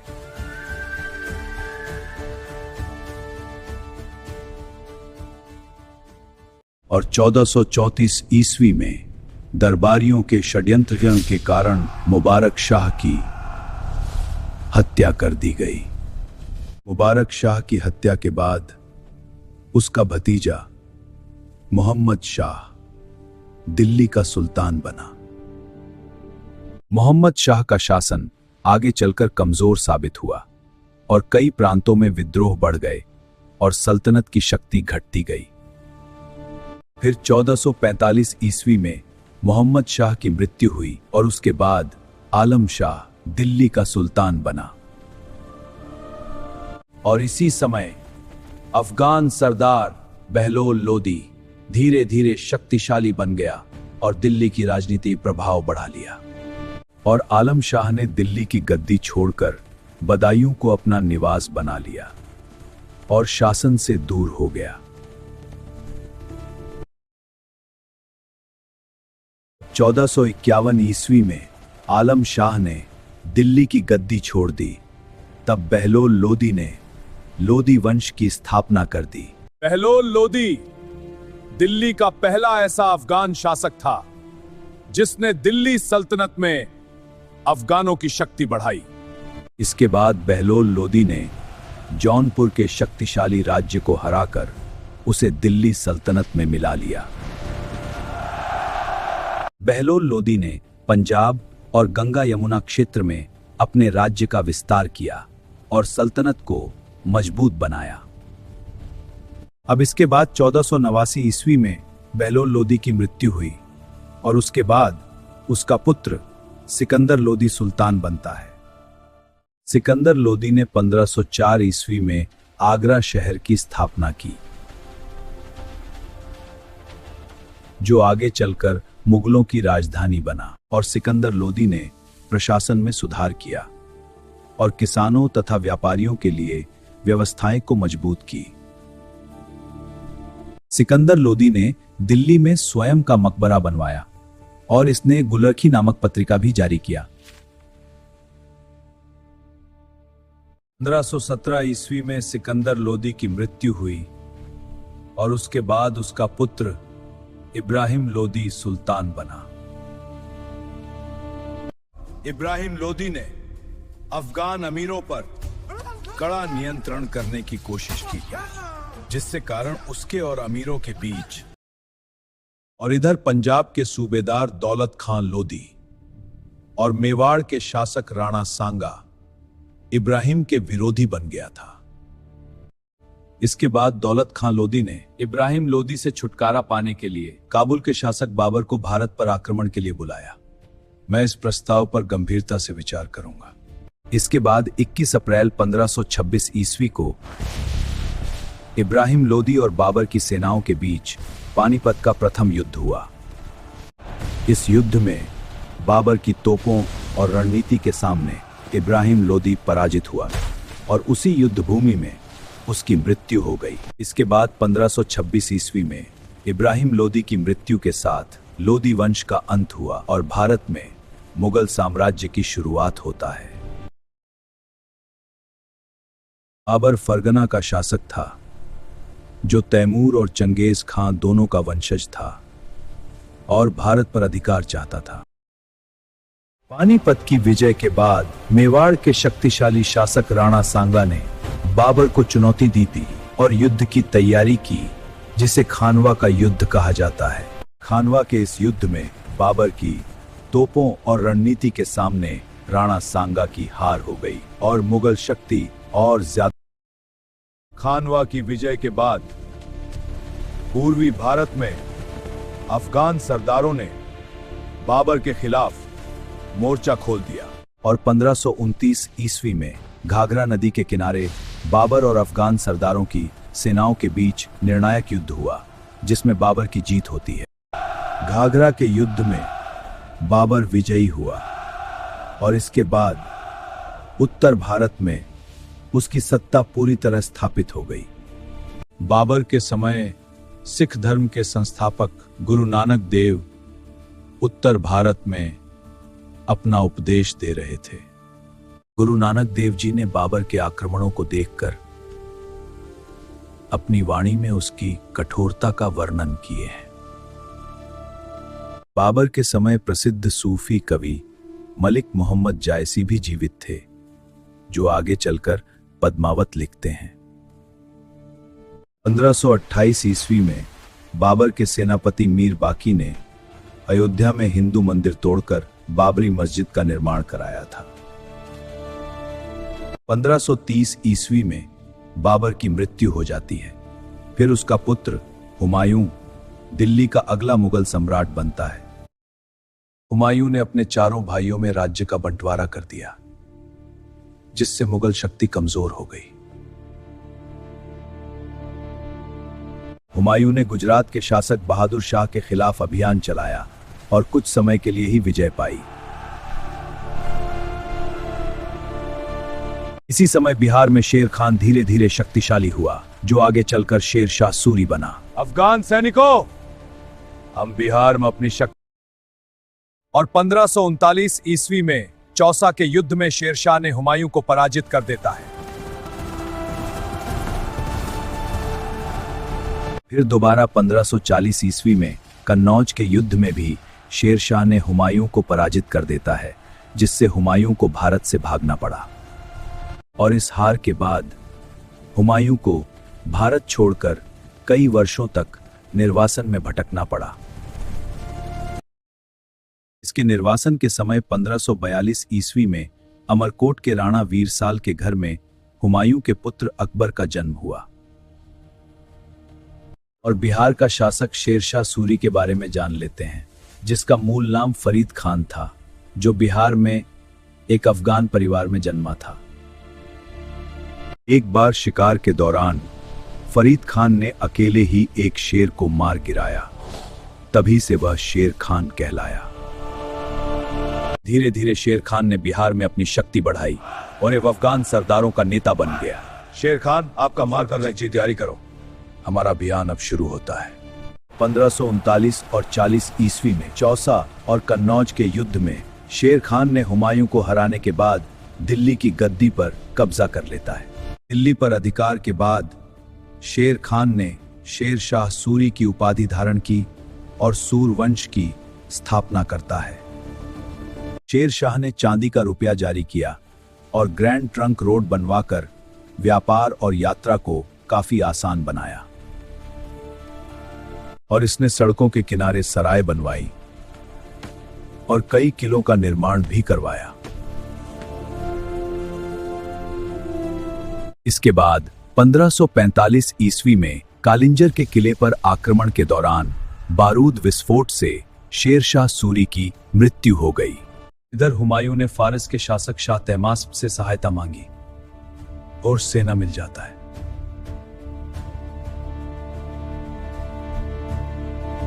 और फिर 1555 ईस्वी में फारसी सहायता से हुमायूं ने दिल्ली पर फिर से कब्जा कर लेता है। लेकिन 1556 ईस्वी में पुस्तकालय की सीढ़ियों से गिरने के कारण हुमायूं की अचानक मृत्यु हो जाती है। प्रकार हुमायूं की मृत्यु के बाद उसका पुत्र अकबर दिल्ली का मुगल सम्राट बना, जिसको मुगल साम्राज्य का स्वर्ण युग कहा जाता है। शासन के शुरुआती वर्षों में अकबर का संरक्षक बैरम खां था, जिसने साम्राज्य को स्थिर करने में मदद की थी। अकबर ने राजस्थान, गुजरात, बंगाल और काबुल तक अपने साम्राज्य का विस्तार किया। अकबर ने राजपूतों से मित्रता की नीति अपनाई और कई राजपूत राजाओं से संधि और विवाह के संबंध भी बनाए। अकबर ने धार्मिक सहिष्णुता की नीति अपनाई, जजिया कर समाप्त किया और सभी धर्मों को सम्मान दिया, लेकिन जब्त प्रणाली टैक्स लगाए रखा। और 1582 ईस्वी में अकबर ने दीन-ए इलाही नामक नया धर्म शुरू किया, जिसमें सभी धर्मों के तत्व शामिल था। अकबर ने मनसबदारी प्रणाली और भूमि कर व्यवस्था जैसे प्रशासनिक सुधार लागू किया। अब 1556 ईस्वी में पानीपत के मैदान में अकबर की सेना और हेमू की सेना के बीच भीषण युद्ध हुआ। जब मेवाड़ के शासक महाराणा प्रताप ने मुगलों का विरोध किया और अकबर की अधीनता स्वीकार नहीं किए, तब 1576 ईस्वी में हल्दी घाटी के मैदान में मुगल सेना के सेनापति मान सिंह और महाराणा प्रताप में युद्ध हुआ। तो इस युद्ध में मुगल सेना विजयी रही, लेकिन महाराणा प्रताप जंगलों में जाकर संघर्ष जारी रखे रहे। इसके बाद अब 1605 ईस्वी में अकबर की मृत्यु हुई और उसके बाद जहांगीर मुगल सम्राट बना। 1605 ईस्वी में अकबर की मृत्यु के बाद उसका पुत्र सलीम जहांगीर के नाम से सम्राट बनता है। जहांगीर ने न्याय के लिए सोने की जंजीर लगवाई, जिसे खींचकर कोई भी प्रजा न्याय मांग सकता था। और जहांगीर के पुत्र खुसरो ने उसके ही खिलाफ विद्रोह किया था, लेकिन वह पराजित हो गया। जहांगीर की पत्नी नूरजहां दरबार में बहुत प्रभावशाली बनी रही और शासन में सक्रिय भूमिका भी निभाई। जहांगीर के समय ही अंग्रेज व्यापारी भारत आए थे और उन्हें व्यापार की अनुमति भी मिली। जहांगीर के समय मुगल चित्रकला अपने शिखर पर पहुंची और दरबार में कई महान चित्रकार भी थे। और 1627 ईस्वी में जहांगीर की मृत्यु हुई और उसके बाद शाहजहां मुगल सम्राट बनता है। शाहजहां के शासन में मुगल साम्राज्य अपने चरम पर पहुंचा और उत्तर भारत में उसकी शक्ति मजबूत रही। और 1632 ईस्वी में अपनी प्रिय पत्नी मुमताज महल की याद में शाहजहां ने ताजमहल बनवाया। शाहजहां ने दिल्ली का लाल किला, जामा मस्जिद और शाही इमारतें बनवाकर स्थापत्य कला को शिखर पर पहुंचाया। अब 1657 ईस्वी में शाहजहां के बीमार पड़ने पर उसके पुत्रों में गद्दी के लिए भीषण युद्ध शुरू हो गया और इस युद्ध में औरंगजेब की जीत होती है और उसने शाहजहां को आगरा किले में कैद कर देता है। 1666 ईस्वी में कैद के दौरान ही शाहजहां की मृत्यु हो जाती है और उसे ताजमहल में मुमताज के पास दफना दिया जाता है। 1658 ईस्वी में उत्तराधिकार के युद्ध में अपने भाइयों को हराकर औरंगजेब मुगल सम्राट बनता है। औरंगजेब ने कठोर धार्मिक नीति अपनाई, जजिया कर फिर से लगाया और हजारों मंदिरों को तोड़ने के आदेश दिया। औरंगजेब का सबसे लंबा संघर्ष मराठा शासक छत्रपति शिवाजी महाराज और उनके उत्तराधिकारियों से चला और दक्कन में लगातार युद्धों ने मुगल खजाने को कमजोर कर दिया और साम्राज्य पर बोझ बढ़ता चला गया। और 1707 ईस्वी में दक्कन अभियान के दौरान औरंगजेब की मृत्यु हुई और मुगल साम्राज्य धीरे धीरे कमजोर होने लगा। जब 1675 ईस्वी में कश्मीर के पंडितों ने धार्मिक अत्याचार से बचने के लिए सिखों के 9वें गुरु तेग बहादुर से सहायता मांगी, तब गुरु तेग बहादुर जी ने धर्म की रक्षा के लिए अपने प्राणों का बलिदान देने का निर्णय लेते हैं। फिर औरंगजेब के आदेश पर गुरु तेग बहादुर जी को गिरफ्तार कर दिल्ली लाया गया और दरबार में पेश किया गया। और फिर गुरु तेग बहादुर जी के सामने उनके 3 प्रमुख शिष्यों को धर्म बदलने से इनकार करने पर क्रूर मृत्युदंड दिया गया। छत्रपति शिवाजी की मृत्यु के बाद उनके पुत्र संभाजी मराठा साम्राज्य के शासक बने और उन्होंने औरंगजेब के खिलाफ लगातार युद्ध जारी रखा था। और 1689 ईस्वी में मुगल सेना ने संगमेश्वर में अचानक हमला करके संभाजी और उनके साथी कवि कलश को पकड़ लिया जाता है। संभाजी को औरंगजेब के सामने पेश किया गया और उनसे इस्लाम धर्म परिवर्तन करने को कहता है। मैं हिंदू धर्म का रक्षक हूं, तो तुम्हारी मृत्यु निश्चित है। धर्म बदलने से इनकार करने पर संभाजी और कवि कलश को कई दिनों तक कठोर यातनाएं दी गईं और अपमानित किया गया। और आखिरकार 1689 ईस्वी में औरंगजेब के आदेश पर संभाजी और कवि कलश को मृत्युदंड दे दिया गया। भाजी की मृत्यु के बाद भी मराठों का संघर्ष और तेज हो गया और अंततः मुगल साम्राज्य कमजोर पड़ गया। अब हम लोग मराठा साम्राज्य को देखेंगे, जो 17वीं सदी में दक्कन क्षेत्र में बीजापुर और गोलकुंडा जैसे मुस्लिम राज्य थे और मुगल साम्राज्य दक्षिण की ओर बढ़ रहा था। शाहजी भोंसले बीजापुर के सेनापति थे, जिन्होंने दक्कन में मराठा शक्ति की नींव रखी। और 1630 ईस्वी में शिवाजी का जन्म हुआ। उनकी माता जीजाबाई और गुरु समर्थ रामदास ने उनमें स्वराज्य की भावना जगाई। इसके बाद 1646 ईस्वी में युवा अवस्था में शिवाजी ने तोरणा किले पर कब्जा कर लिया और स्वराज्य की शुरुआत की। फिर 1659 ईस्वी में बीजापुर के सेनापति अफजल खान से छत्रपति शिवाजी से मुलाकात हुई, जहां अफजल खान मारा गया। इसके बाद 1665 ईस्वी में मुगल सेनापति राजा जयसिंह के साथ शिवाजी ने पुरंदर की संधि करते हैं। जब 1666 ईस्वी में औरंगजेब ने शिवाजी को आगरा में बंदी बनाया था, तब शिवाजी बड़ी चतुराई से वहां से भाग निकले थे। और फिर 1674 ईस्वी में रायगढ़ किले में शिवाजी का भव्य राज्याभिषेक हुआ और वे तभी से छत्रपति कहलाए। अब इसके बाद 1680 ईस्वी में छत्रपति शिवाजी की मृत्यु के बाद उनके पुत्र संभाजी मराठा शासक बने और मुगलों से युद्ध जारी रखा। हम लोग जानते हैं कि 1689 ईस्वी में औरंगजेब संभाजी को मृत्युदंड दिया था, लेकिन मराठों का संघर्ष आगे भी जारी रहा।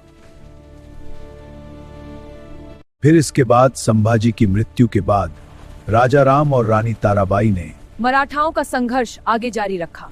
मराठा योद्धाओं, संगठित हो जाओ, तैयार है। और 1707 ईस्वी में औरंगजेब की मृत्यु के बाद मराठों की शक्ति और तेजी से बढ़ी और मुगल साम्राज्य कमजोर होता चला गया।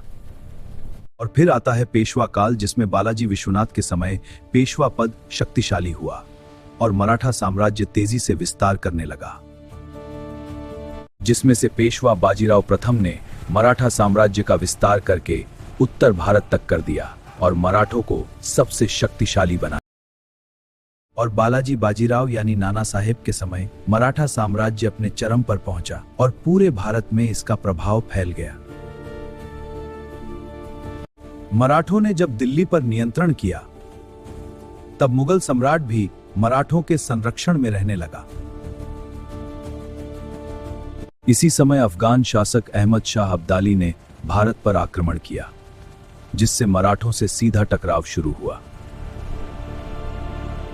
और मराठा सेना का नेतृत्व सदाशिवराव भाऊ और विश्वासराव कर रहे थे और पानीपत के मैदान में दोनों सेनाएं आमने सामने आईं। फिर 14 जनवरी 1761 ईस्वी को पानीपत के मैदान में मराठों और अहमद शाह अब्दाली की सेना के बीच भीषण युद्ध हुआ और इस युद्ध में मराठा सेना पराजित हुई, जिसमें सदाशिवराव भाऊ और विश्वासराव युद्ध में मारे गए। पानीपत की इस हार से मराठा शक्ति को भारी नुकसान हुआ, लेकिन कुछ वर्षों बाद वे फिर से शक्तिशाली बन गए। हम लोग देखेंगे कि अंग्रेज भारत क्यों आए। 15वीं सदी में यूरोप के देशों में भारत के मसालों, रेशम और सूती कपड़ों की भारी मांग थी। भारत से यूरोप तक पुराना स्थल मार्ग अरब और तुर्क व्यापारियों के नियंत्रण में था, जो कुस्तुनतुनिया के पतन के बाद ये मार्ग बंद हो गया, जिससे यूरोपियों को महंगा। इसलिए यूरोपीय देशों ने भारत पहुंचने के लिए सीधे समुद्री रास्ते खोजने शुरू किए, ताकि व्यापार सस्ता और आसान हो सके। इसलिए 1498 ईस्वी में पुर्तगाली नाविक वास्को द गामा समुद्री रास्ते से केरल के कालीकट तट पर पहुंचा। वास्को द गामा के बाद पुर्तगाली, डच, फ्रांसीसी और अंग्रेज धीरे धीरे भारत में व्यापार के लिए आने लगे। उस समय अंग्रेज सिर्फ भारत में मसालों, कपड़ों और व्यापार से बड़ा लाभ कमाने के लिए आए थे और एशिया में अपना प्रभाव बढ़ाने के लिए। अब हम लोग एक एक करके इन विदेशियों को देखेंगे कि कैसे भारत में आए और अपना व्यापार के साथ साथ राजनीति में भी दखल देने लगे और भारत को गुलाम बनाए। करें अगर पुर्तगाली की, तो 15वीं सदी में पुर्तगाल के राजा भारत के मसालों और धन के लिए उसने सीधा समुद्री रास्ता खोजने लगा और 1498 ईस्वी में पुर्तगाली नाविक वास्को द गामा समुद्री के रास्ते से केरल के कालीकट तट पर पहुंचा। फिर उसके बाद वास्को द गामा ने कालीकट के शासक जमोरिन से मुलाकात की और व्यापार की अनुमति मांगी। महामहिम में व्यापार की अनुमति। उपहारों के लिए धन्यवाद, हम विचार करेंगे। इन पुर्तगालियों की पॉलिसी ये थी कि समुद्री व्यापार पर पूरा नियंत्रण इनका ही रहे और अरब व्यापारियों को हटा देना इनका लक्ष्य था। 1505 ईस्वी में फ्रांसिस्को डी अल्मीडा को भारत का पहला पुर्तगाली वायसराय बनाकर भेजा जाता है, जिसने ब्लू वाटर पॉलिसी की नीति अपनाई, यानी समुद्र में व्यापार करने के लिए इसको टैक्स देना पड़ेगा। फिर आता है 1510 ईस्वी में अफोंसो डी अल्बुकर गवर्नर, जिसने बीजापुर से गोवा छीन लिया और उसे पुर्तगालियों की राजधानी बनाया। अब इसके बाद 1529 ईस्वी में नीनो डी कुन्हा भारत का पुर्तगाली गवर्नर बना और इसने पुर्तगाली शक्ति को मजबूत करने की कोशिश की थी। और नीनो डी कुन्हा ने पुर्तगालियों की राजधानी कोचीन से हटाकर गोवा को अपना मुख्य केंद्र बना दिया। इसने गुजरात के शासक से युद्ध के बाद संधि कर करके दीव और बसीन जैसे महत्वपूर्ण बंदरगाहों पर कब्जा कर लेता है। नीनो डी कुन्हा के समय पुर्तगालियों का मुगल शासकों से टकराव बढ़ने लगा था, जिससे उनकी स्थिति कमजोर हुई। पुर्तगालियों ने भारत में तंबाकू, आलू और टमाटर लाए और उन्होंने प्रिंटर मशीन सबसे पहले गोवा में स्थापित किए थे। जब 17वीं सदी में डच और अंग्रेज समुद्र में शक्तिशाली हो गए थे, तो इधर पुर्तगालियों की व्यापारिक शक्ति घटने लगी और धीरे धीरे पुर्तगालियों का प्रभाव सिर्फ गोवा, दमन और दीव तक ही सीमित रह गया और भारत में इनका पतन के साथ डचों का प्रभाव दिखने लगा। 16वीं सदी के अंत में नीदरलैंड के व्यापारी भी भारत के मसालों और व्यापार से लाभ कमाना चाहते थे। 1602 ईस्वी में डचों ने डच ईस्ट इंडिया कंपनी स्थापित करते हैं, जिससे उनको व्यापार का अधिकार भी मिल जाता है। इसके बाद डचों ने भारत में अपना पहला व्यापारिक केंद्र मसूलीपट्टनम में स्थापित करते हैं।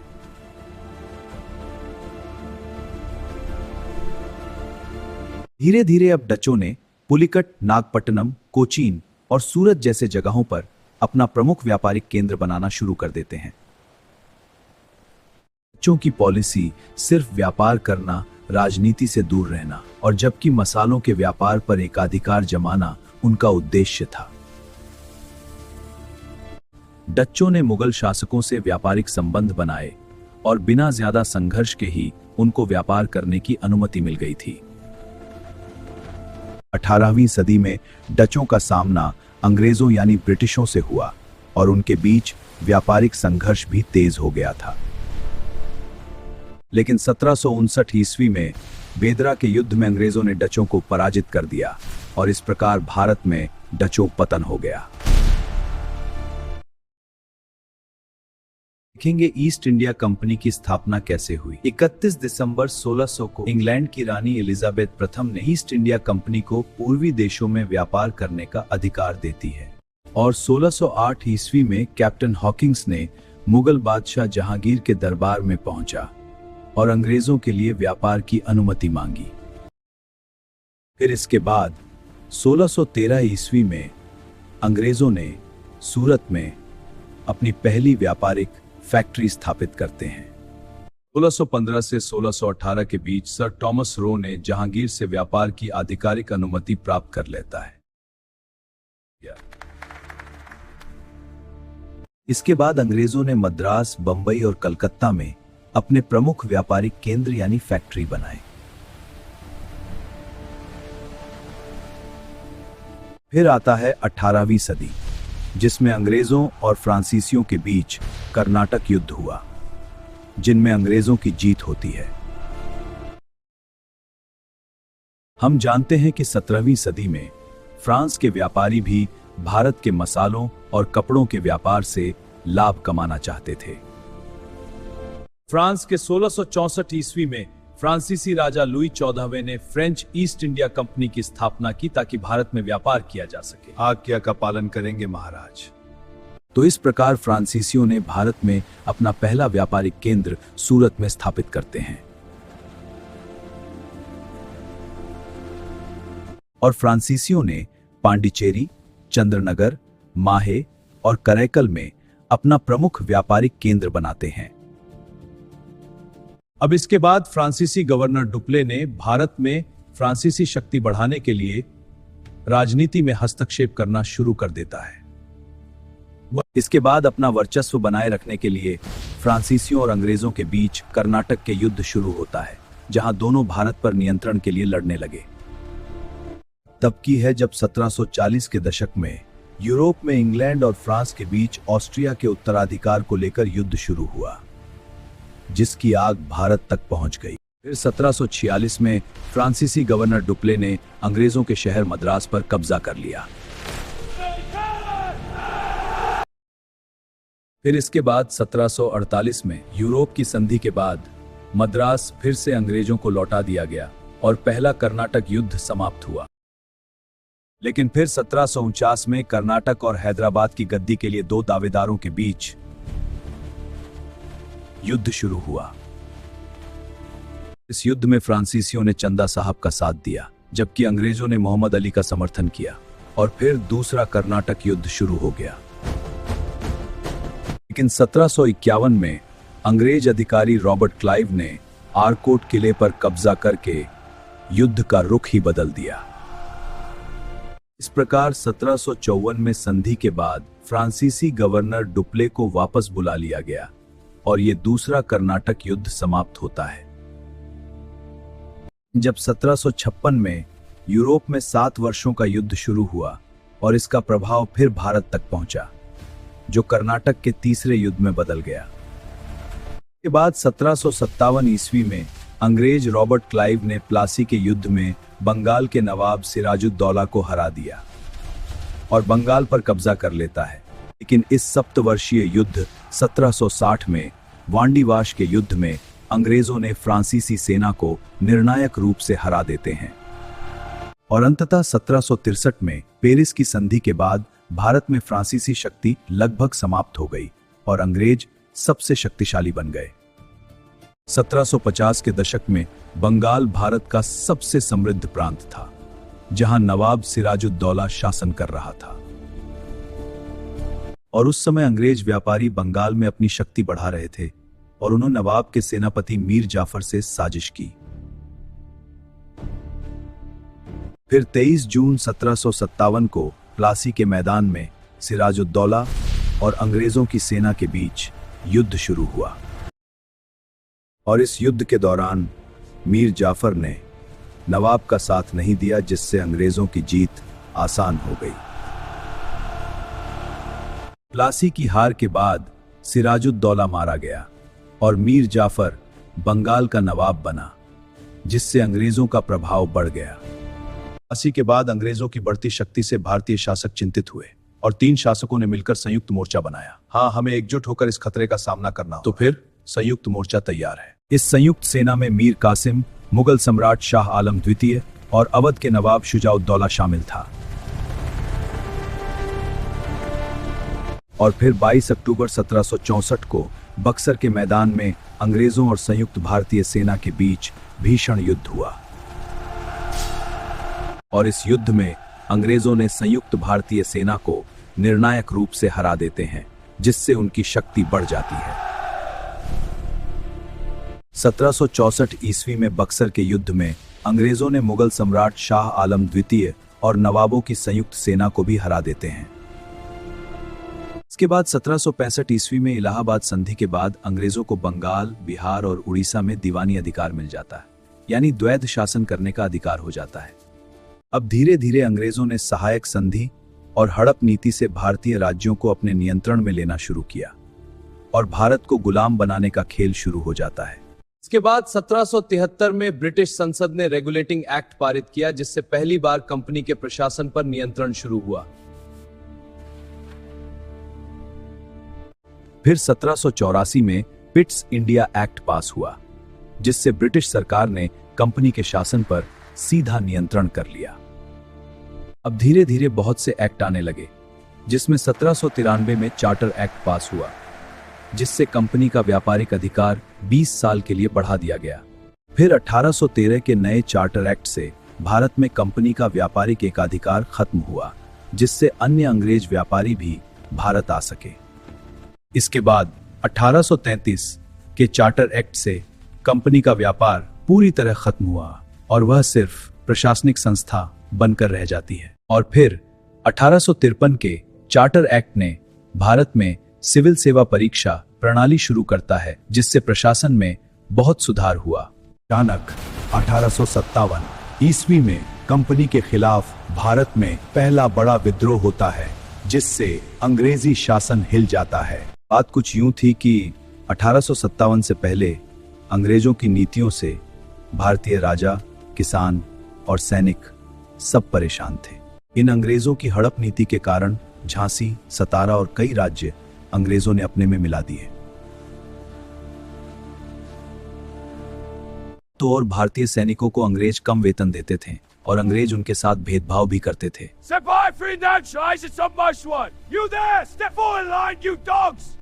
फिर इसके बाद एनफील्ड राइफल के कारतूसों पर गाय और सुअर की चर्बी लगी होने की खबर से सैनिकों में विद्रोह भड़क उठा। चर्बी वाले खबर को सुनने के बाद 29 मार्च 1857 को बैरकपुर में सिपाही मंगल पांडे ने अंग्रेज अधिकारी पर हमला कर देते हैं। फिर 10 मई 1857 को मेरठ के सैनिकों ने खुलकर विद्रोह किया और दिल्ली की ओर कूच कर दिए। और दिल्ली पहुंचकर विद्रोही सैनिकों ने मुगल के अंतिम वंशज बहादुर शाह जफर को भारत का सम्राट घोषित कर देते हैं। इस प्रकार देखते ही देखते ये विद्रोह कानपुर, झांसी, लखनऊ और बिहार तक फैल गया। इस क्रांति में नाना साहेब, रानी लक्ष्मीबाई, तात्या टोपे और कुंवर सिंह जैसे नेता शामिल हुए थे। हम आपकी कापी को दिखाई ला रही है। लेकिन झांसी की रानी लक्ष्मीबाई ने अंग्रेजों के खिलाफ बहादुरी से युद्ध किया और वीर गति को प्राप्त होती हैं। लेकिन धीरे धीरे अंग्रेजों ने इस विद्रोह को दबा दिया और बहुत सारे नेताओं को मार दिया या पकड़ लिया। अब हम लोग आधुनिक इतिहास में आ गए हैं, जहां 1857 की क्रांति के बाद ब्रिटिश सरकार ने ईस्ट इंडिया कंपनी का शासन खत्म करके भारत को सीधे अपने अधीन कर लेता है। 1857 की क्रांति के बाद 1858 में गवर्नमेंट ऑफ इंडिया एक्ट पास हुआ और कंपनी का शासन समाप्त कर दिया गया। 1858 में यह क्रांति समाप्त हो गई, लेकिन इसके बाद ईस्ट इंडिया कंपनी का शासन खत्म हुआ और ब्रिटिश राज शुरू हो जाता है। 1858 में ब्रिटिश रानी विक्टोरिया ने घोषणा की कि भारतीयों के धर्म और राज्यों का सम्मान किया जाएगा। अब भारत का शासन ब्रिटिश संसद के अधीन आ गया था, जहां पर अब गवर्नर जनरल को वायसराय कहा जाने लगा। लेकिन अब अंग्रेजों ने सेना और प्रशासन में बड़े सुधार किए ताकि फिर कभी विद्रोह न हो सके। और ब्रिटिश राज में भारत का धन धीरे धीरे इंग्लैंड भेजा जाने लगा। किसान व मजदूर और भी गरीबी में जीने लगे। साल 1885 ईस्वी में एक अंग्रेज एलन ऑक्टेवियन ह्यूम ने भारतीय राष्ट्रीय कांग्रेस की स्थापना की, जिसने अंग्रेजी शासन के खिलाफ राजनीतिक संघर्ष शुरू किया। अब 1905 में अंग्रेजों ने बंगाल का विभाजन किया, जिससे पूरे देश में स्वदेशी आंदोलन शुरू हो गया। दादाभाई नौरोजी ने तो ब्रिटिश शासन की इस आर्थिक लूट को ड्रेन ऑफ वेल्थ सिद्धांत से उजागर किया। हम दल के नेता बाल गंगाधर तिलक ने स्वराज मेरा जन्मसिद्ध अधिकार है का नारा देकर स्वतंत्रता आंदोलन को जन आंदोलन बना दिया। गरम दल के नेता लाला लाजपत राय ने साइमन कमीशन के विरोध में लाला लाजपत राय की मौत का बदला लेने के लिए लाठी चार्ज में घायल होकर शहीद हो गए। भगत सिंह और उनके साथियों ने अंग्रेज अधिकारी सैंडर्स की हत्या कर दी।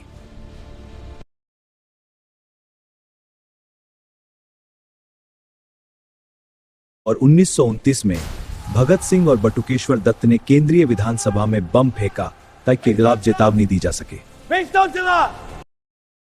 यह सब देख के भगत सिंह ने ब्रिटिश शासन के खिलाफ क्रांतिकारी मार्ग अपनाया, लेकिन लाहौर षड्यंत्र केस में इनको 23 मार्च 1931 को फांसी दे दी गई।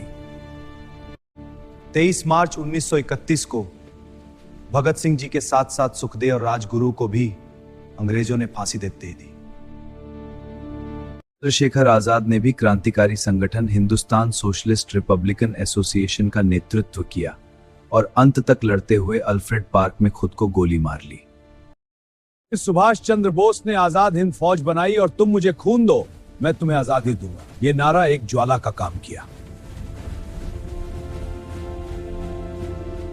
लेकिन जब 1915 में महात्मा गांधी दक्षिण अफ्रीका से भारत लौटे तो उन्होंने भी स्वतंत्रता आंदोलन के मुख्य नेता बन गए।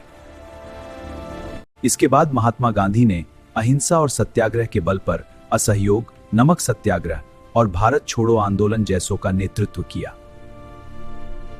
लेकिन 1922 में असहयोग आंदोलन के दौरान चौरी चौरा में उग्र भीड़ ने पुलिस थाने को जला दिया। इस हिंसक घटना से महात्मा गांधी ने अपना असहयोग आंदोलन तुरंत वापस ले लिया और इस प्रकार आंदोलन रुक गया। फिर 1925 में क्रांतिकारियों ने काकोरी के पास सरकारी खजाना ले जा रही ट्रेन को ही लूट लिया। इसके बाद अंग्रेजों ने काकोरी कांड के बाद राम प्रसाद बिस्मिल, अशफाक उल्लाह खान और अन्य क्रांतिकारियों को फांसी दे दी। 1930 में महात्मा गांधी ने नमक सत्याग्रह शुरू किया और सविनय अवज्ञा आंदोलन जो पूरे देश में फैल गया। सभी आंदोलनों को देखकर ब्रिटिश सरकार ने 1935 को भारत सरकार अधिनियम पारित किया, जिससे प्रांतों को सीमित स्वशासन मिला, यानी खुद का शासन करने का अधिकार। 1939 में द्वितीय विश्व युद्ध शुरू हुआ है तो अंग्रेजों ने भारत को बिना पूछे में शामिल कर दिया, जिससे कांग्रेस ने इसका विरोध किया। और फिर इधर 1940 में मुस्लिम लीग के नेता मोहम्मद अली जिन्ना ने लाहौर प्रस्ताव में अलग मुस्लिम राष्ट्र बनाने की मांग कर दी। जिन्ना का कहना था कि हिंदू और मुसलमान दो अलग राष्ट्र हैं, इसलिए मुसलमानों के लिए अलग देश पाकिस्तान बनाया जाए। हमें एक अलग राष्ट्र चाहिए। लेकिन भारत एक है। 1942 में महात्मा गांधी ने भारत छोड़ो आंदोलन शुरू किया और देखते ही देखते पूरे देश में अंग्रेजों के खिलाफ विद्रोह फैल गया। फिर 1946 में ब्रिटिश सरकार ने दो राष्ट्र पर कैबिनेट मिशन भेजा, लेकिन कांग्रेस और मुस्लिम बीच समझौता नहीं हो सका क्योंकि आप हमारी मांग नहीं मानते। आपकी मांगे भारत को तोड़ देंगी, शांतिपूर्ण। लेकिन पाकिस्तान की सहमति न मिलने पर 16 अगस्त 1946 को मुस्लिम लीग ने डायरेक्ट एक्शन डे घोषित किया, जिसके बाद कलकत्ता में भयानक दंगे हुए। इस डायरेक्ट एक्शन के बाद पूर्वी बंगाल के नोआखाली क्षेत्र में भयानक सांप्रदायिक हिंसा फैल गई। दंगों को रोकने के लिए महात्मा गांधी नोआखाली पहुंचे और गांव-गांव घूमकर शांति का संदेश देने लगे। इसके बाद गांधी ने हिंसा रोकने के लिए उपवास और प्रार्थना का सहारा लिया और लोगों से भाईचारे की अपील की। और लगातार दंगों और राजनीतिक तनाव के बाद ब्रिटिश सरकार ने भारत का विभाजन कर दो देश बनाने का फैसला किया। इसलिए 1946 में ब्रिटिश सरकार ने कैबिनेट मिशन भारत भेजा, जिसने संविधान सभा बनाकर भारत को स्वतंत्र की योजना दी गई। आखिरकार 1946 में चुनाव के बाद संविधान सभा का गठन हुआ, जिसका काम भारत का अपना संविधान बनाना था। फिर 2 सितंबर 1946 को भारत में अंतरिम सरकार बनी, जिसके प्रमुख जवाहरलाल नेहरू बने और मैं जवाहरलाल नेहरू शपथ लेता हूं। कुछ समय बाद मुस्लिम लीग भी अंतरिम सरकार में शामिल हुई, लेकिन दोनों पक्षों के बीच तनाव बना रहा। और 9 दिसंबर 1946 को संविधान सभा की पहली बैठक हुई, जिसमें भारत के भविष्य पर चर्चा शुरू हुई। संविधान सभा में डॉक्टर राजेंद्र प्रसाद को अध्यक्ष चुना गया और संविधान बनाने का कार्य औपचारिक रूप से शुरू हो गया।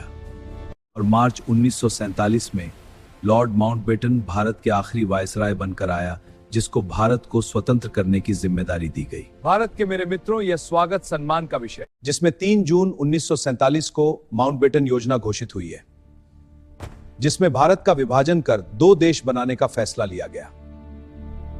फिर ब्रिटिश सरकार ने सीमा तय करने के लिए सर सिरिल रेडक्लिफ को भारत भेजा,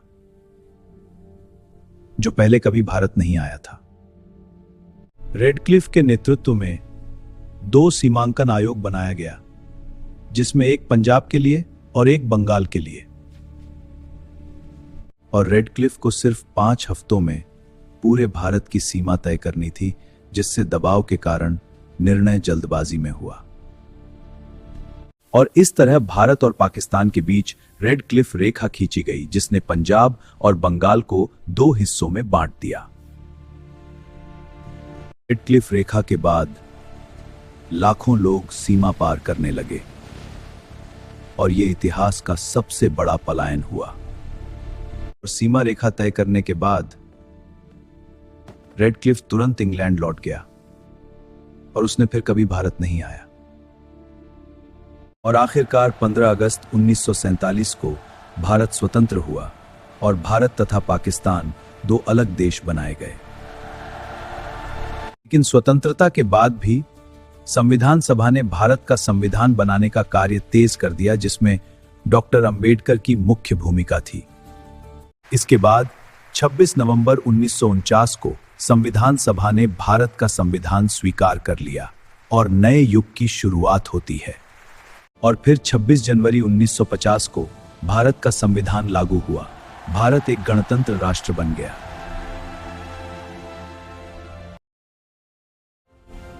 अगर आपको भारत के इस पूरे इतिहास की सिनेमैटिक कहानी पसंद आई हो तो चैनल को सब्सक्राइब करें और वीडियो को लाइक करना ना भूलें।